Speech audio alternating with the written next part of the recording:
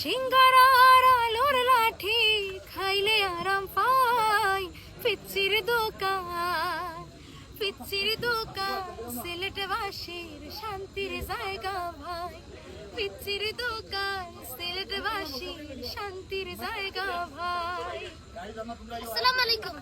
গানুনি বুঝতে পারছেন আমরা এই পিচ্চি দোকানের গান গাইছে মিতালি আপায়। আরো দুই লাইন গাইলে ভালো হইল। আরো গাইতাম নে। খিচুড়ি আর সানা ভুনা গরম পিয়াজি লগে মরিচ দেয় ভাজি। খিচুড়ি আর সানা ভুনা গরম পিয়াজি লগে মরিচ দেয় ভাজি। ডাল ফুড়ি আর আলুর চপ, ডাল ফুড়ি আর আলুর চপ খাইলে আরাম পাই।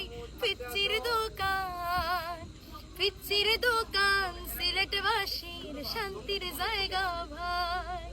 ধন্যবাদ। গানকে প্রচুর বাইরে পিচ্চি দোকানের লোক শরীরে গাও মাইলে যেত তখন পেঞ্চু গাইন ডট শোনার গাছিল পিচ্চি দোকান।